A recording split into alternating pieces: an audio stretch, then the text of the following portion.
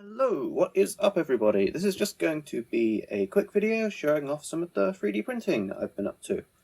It's, again, not normally stuff I post on this channel, not gameplay, etc., but it's been a good fun hobby. I think I've been improving it over time, so I thought I'd just take a bit of time to show it off. Now, before we get on to my very latest one, which is Riven, I thought I would quickly go through the sort of history of what I've done with 3D printing, if you're looking to pick it up yourself, and how quickly you can improve from some of the absolutely awful pieces I've done from the start. It takes a lot of work at every stage of the process, so you're going to have to be doing a lot of practice on your modeling software as well.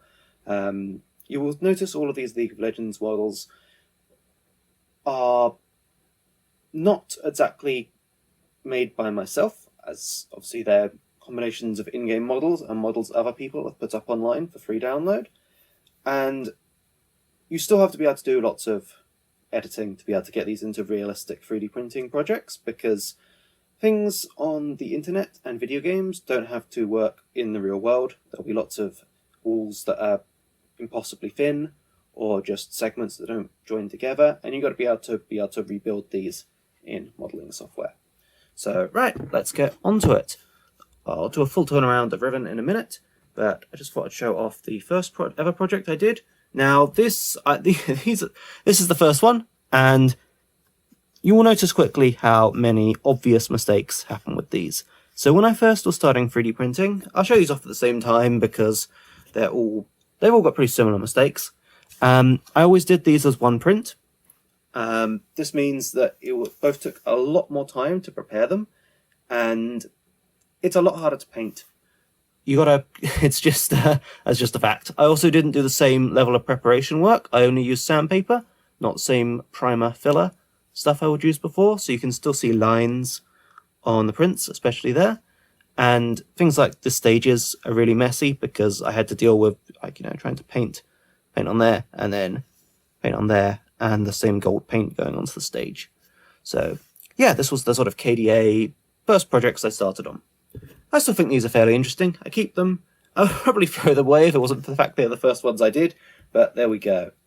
Then there was a Runescape Print. Showed it off quick.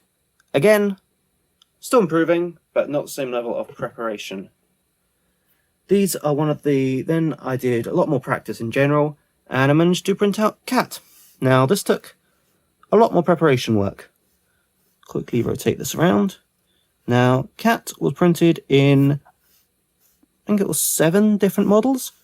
Printed the daggers out, head off differently, the steps off differently, all the little things I've added onto the side here. And this meant that I could paint them in my own time, sort of separately, and then stick them back together later. And also with this model, I spent a lot more time with priming, which means basically I'll show it at the end, but just spray lots of layers on it, sand them down, and it makes the actual 3D printing layers a lot less obvious. After Cat, this was when Wild Rift models started being made available. And I made Seraphine. Now, this model isn't great because I always need to balance it on something. And you'll notice I tried to start doing a bit more details. Now, I was definitely not happy with the face. It looks pretty awful, the teeth especially. I've considered going over it again, just whiting over the face and trying again, but I've sort of decided to keep things as they were, as sort of progress charts, I guess. But yeah, this was obviously printed off in many different stages. The hair was a nightmare to try and get working properly, as you can imagine, because it's so many different pieces. You can see some bits had to be cut off, but in general, I think it went to quite good effect. There we go. The coins balancing the hair are broken off. I'll have to fix that in a second.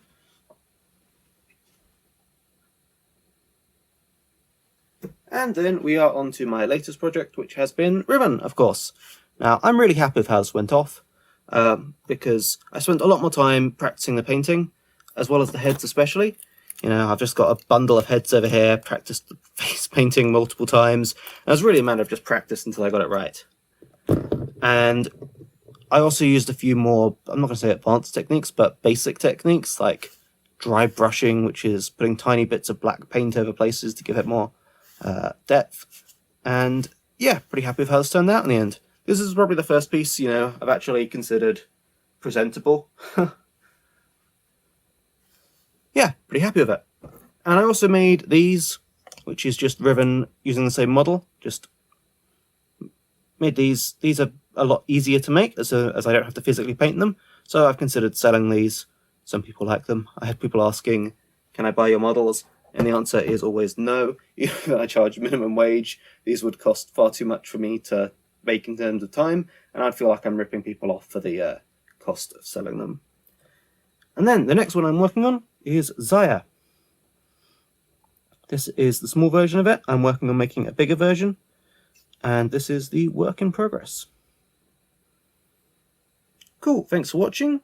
Well, after this clip, I'm going to show some of the stages of making the ribbon model, as well as the Zaya model, but yeah, this is the end of the showing off stuff I've done. Cool, thanks for watching. As ever, like, subscribe, and give my new Twitter a follow. I've made this, I have 1 follower so far.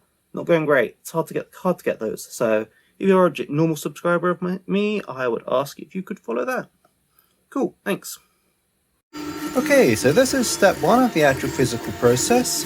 This is the actual 3D printer, the PLA one, and this is after you have already done all the digital stuff. I may leave that for another time, but this is you've done all your work in Maya or just downloading straight off websites. You've got your 3D models, you've done all your settings, and you're trying to actually print it into the real world.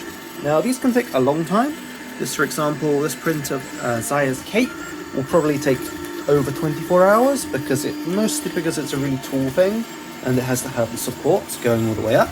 This is so it just doesn't fall over, basically, while printing.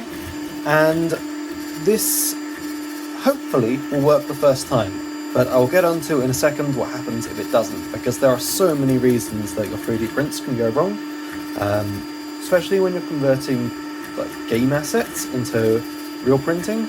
It's mostly about supports. It takes a lot of practice to know how supports will work and how things will actually fundamentally just not fall over when you start printing them.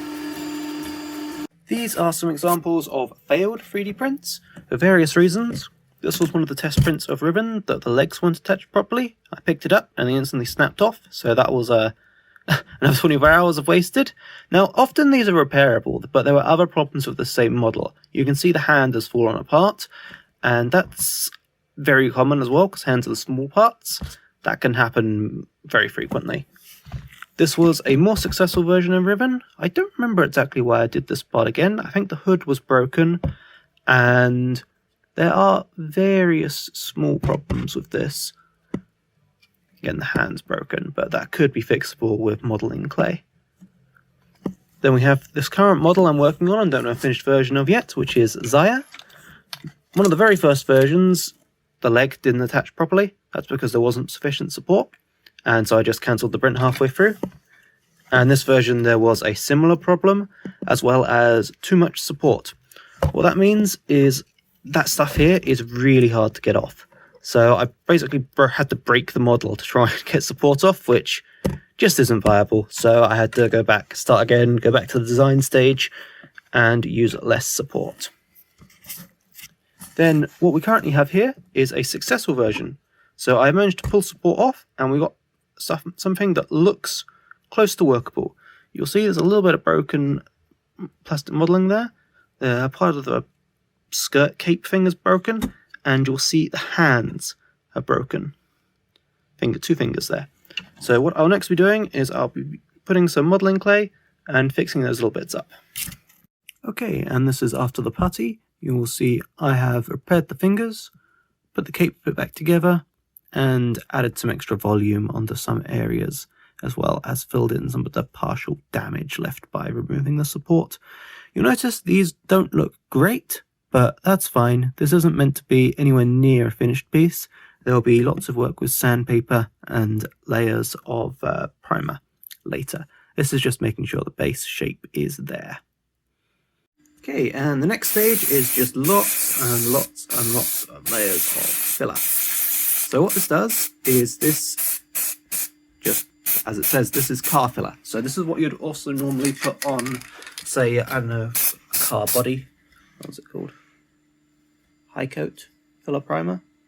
Perfect for small dents and scratches. So it's traditionally used on cars, but it works really well for 3D prints. It fills in all those little holes you see, small perfections, and you can do lots of layers of it. It also sands off easily if you make any mistakes. So you just put a layer on, put it on quite thick, you can be pretty generous with it.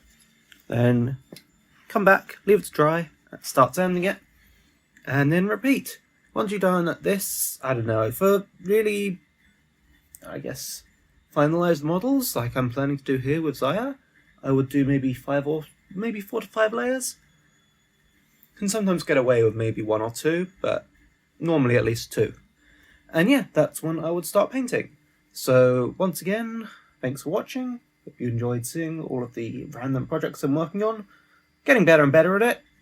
When I first started out, as I showed the very first figures, I was painting like a 5-year-old and had no idea how to use a 3D printer, so it's been good fun learning how to make these better. And yeah, as ever, subscribe and I guess follow that new Twitter I've made.